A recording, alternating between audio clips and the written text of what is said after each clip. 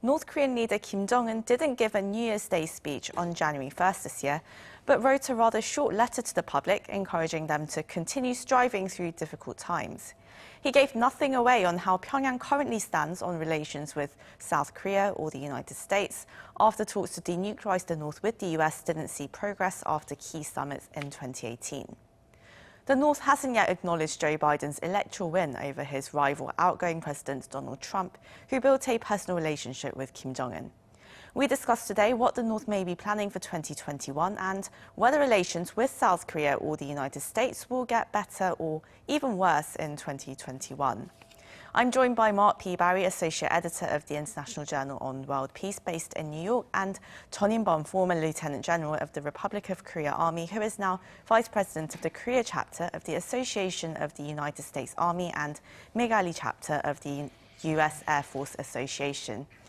Hello to you both, and well, thank you so much for joining us, first of all. And well, let's start with you, Dr. Barry. Now, first of all, your reaction to Kim Jong-un's New Year letter instead of his annual speech and the relative silence from North Korea regarding the South and the US. Do you think the regime is simply too busy handling the coronavirus situation right now, as well as some of its domestic situation that it's facing? Or do you think this silence is more strategic? Indeed, Kim is very busy, but what weighs most on him may not be what we in the West think is weighing on him. COVID is very serious, but it may not be as serious as we think, at least in terms of what he thinks is the longer-term threat to his society. Certainly, we know that the floods contributed to food security issues. We know that the shutdown of the borders with China have closed off virtually all trade except trade that isn't really counted or is more informal with China. So it's had a huge impact. But my feeling is that there are many other calculations that are going on, and I feel that below the surface, Kim domestically is evaluating, is there any way that he can relieve some of the dependence of North Korea on Chinese economic assistance. He may not succeed, but he knows that the more he goes in that direction, the harder it will be to pull away in the long run. In terms of foreign policy, I think he's taking a very clear position, which I don't think is emphasized enough in the Western press, which is that the United States, regardless who is president, if you make an agreement with the United States, you should stick to it. Therefore, he is, if the president right now is not conceding defeat in the election, then Kim will remain silent, and he will stick to his policy once Biden assumes office, so that he will not disparage the agreement or break the agreement, although he will continue testing certain levels of weapons. But I think he's sending the message to President-elect Biden that he wants to build on the relationship with President Trump and not merely start from scratch. Right, and of course we're hoping to hear more about its foreign policy as well as its plans for the economy, which has been hit very hard by the COVID-19 pandemic, as the North's ruling Workers' Party Congress is expected to meet as early as this week. And well, General Chun, last year, all significant ties between South and North Korea, as well as North Korea and the US, they were severed after North Korea launched short-range missiles, a barrage of verbal abuse against South Korea, and then, of course, Pyongyang blew up the joint inter-Korean contact office on the border. And since then, there's been relative quiet from the North. No October surprise that many were expecting, or any major provocations since then in the latter half of the year. Do you think the regime is right now currently too distracted by its domestic situation, or do you think it's possibly planning another large-scale operation as Biden takes office later this month? So, as Dr. Berry has reiterated, the North Korean elites have been in a difficult situation because of the sanctions. And with COVID-19, I think the general public is suffering. China has stepped up in enabling North Korea not to sink to the bottom but it means more reliance on the Chinese, which is not making the North Koreans happy. I think the North Koreans are not as overtly provocative as before, but still they're sending subtle messages. For instance, during the October parade, they showed off a new series of capabilities to include a very big ICBM. So they always had the capability to conduct a provocation. It's now only being more subtle. And as Dr. Berry has said, there's trying to see what the new Biden administration is going to look like. And I think they're trying to figure out what their options are. And one of their options, of course, is brinkmanship, but they've used it before, and we know how to deal with those things. And it might not come out as they had planned. So it's something that we need to be very closely watching. Right, so the North is right now just weighing its options, as you said, sir. And Dr. Barry, we saw President Trump brush over rather provocative remarks from North Korea last year, as well as its launch of short-range missiles. How do you think the Biden administration is going to react to similar provocations, such as short-range missiles or other types of aggression coming from Pyongyang? I think it depends on the type.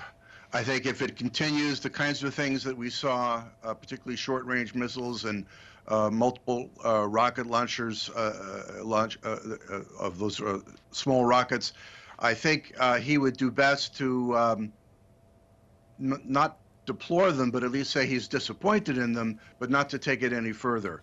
I think the gray area will probably come with if there were ever a submarine-launched ballistic missile, and some sort of intermediate range missile if that were done. And certainly the game would entirely change if there were an ICBM test or another nuclear test.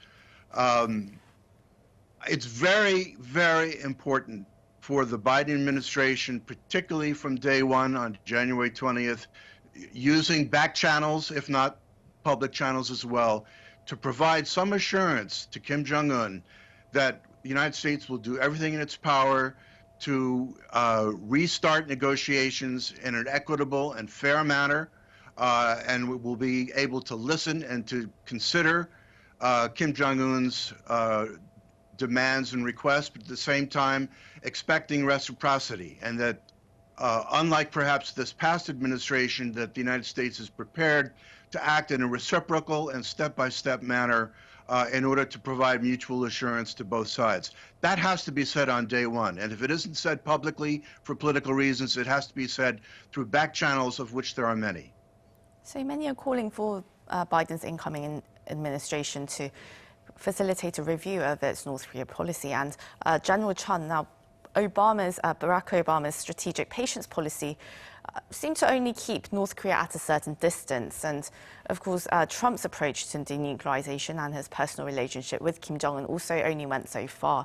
And I think we've all established that Joe Biden will have quite a lot on his mind in the early days of his administration, and North Korea won't exactly be a priority. But when these negotiations do take place, when the North and the US start to talk, who do you think the main actors should be, and what do you think is going to have to be done differently compared to the past? Well, I think that definitely South Korea must be a major player. And I emphasize this because North Korea has attempted to isolate South Korea and deal directly with the United States. This is something that must not happen. Also, the South Koreans at the same time must be careful that they are not seen as underwriting North Korea. And so that's a very important aspect that I see between the relations and negotiations with North Korea. So negotiations with North Korea is fine. But my concern is that in order to have future negotiations, there needs to be trust built. So I would really like to see some confidence building measures, some way of verification that North Korea will do what it says it will do.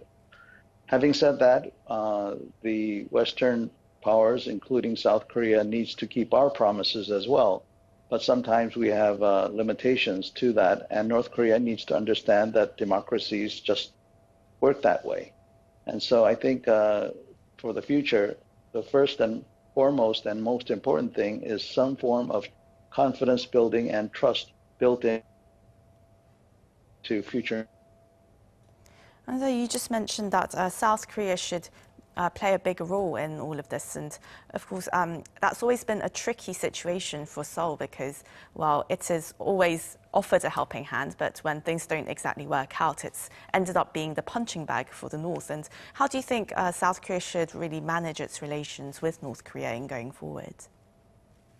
Well, for one thing, if North Korea conducts a provocation, we need to be very, very firm. This is the lesson that we've learned about North Korea from the past 70 years. At the same time, I think we need to be flexible. But being flexible, we need to make sure that South Korea adheres to the values of democracy and freedom, and we follow the norms of international law. And the South Korean government might not be seen as such, and this is something that we the South Koreans need to be very wary about. And Dr. Barry, I'd also like to hear your thoughts on this. What do you think needs to be done differently from previous talks on denuclearization and attempts at building bridges with North Korea? You have to know that you can only get to an interim deal. President Trump was not prepared. He's never done in real estate an interim deal. He's never sold half a building. And in Hanoi, he was extremely distracted by the Michael Cohen hearings. He stayed up all night watching them. He was visibly irritated, according to John Bolton, and he wanted to get the heck out of Hanoi. And he left Kim Jong-un standing there empty-handed and causing him tremendous embarrassment. Regardless of the particulars, there should have been in Hanoi some sort of interim deal, and then we would not be in this situation today. So for that reason, I think step number one is I urge President-elect Biden to meet with President Moon in Washington at the earliest possible date, and hopefully it will do very well, as President Moon's first meeting with President Trump went very well. On the other hand, we can recall that President Kim Dae-jung had his first meeting with President George W. Bush in March of 2001, and that meeting did not go well. And the Bush administration policy was rather counterproductive for many years until the six-party talks got going. So it's very important to show that there is Loctite alliance unity between the United States and the ROK, and that has to come in a White House meeting with President Moon and President Biden. And General Chun, there have recently been calls to reduce or cancel large joint military exercises between South Korea and the United States. But can the two allies really afford to lower their guard at the moment? And also, of course, President Trump, he was constantly undermining the bilateral alliance between South Korea and the US and demanding that South Korea pays up more in shared defense costs. With Biden having reaffirmed his commitment to strengthening his Indo-Pacific alliances, are you optimistic about the next 2 years? And what do you hope to see from the South Korea-US alliance in going forward and further developing? Yeah, first off, the military exercises must not be stopped. Absolutely. The annual exercises were never a threat to North Korea. It was defensive in nature. Despite this, in order to support the political process, the United States and Korea agreed to downsize the exercise, and now we're conducting the most minimum of staff training. So it's absolute that we need to maintain this. In fact, if North Korea were to conduct a provocative action, we might even have to consider going back to the old ways of doing these exercises on a larger scale. As for the Biden administration, I think that just because the new administration is focusing on the Indo-Pacific, it doesn't mean that there's not going to be a change on the status of U.S. forces Korea on the Korean Peninsula. In fact, there could be changes because of new capabilities.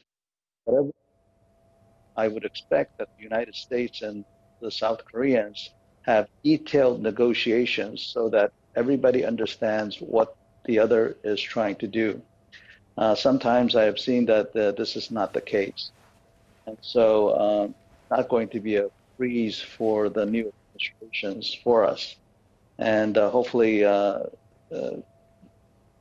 we still have the Chinese and the Korea and the United States. And I think a strong U.S.-Korea alliance is the foundation, is more leverage. Well, I'm afraid we're out of time today, so this is where we're going to have to end the discussion. But that was Mark P. Barry, Associate Editor of the International Journal on World Peace, and Chon Yun-bom, former Lieutenant General and Commander of the Special Warfare Command of the Republic of Korea Army.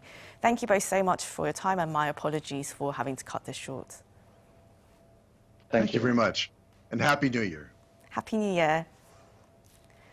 And to our viewers, as always, thank you very much for watching.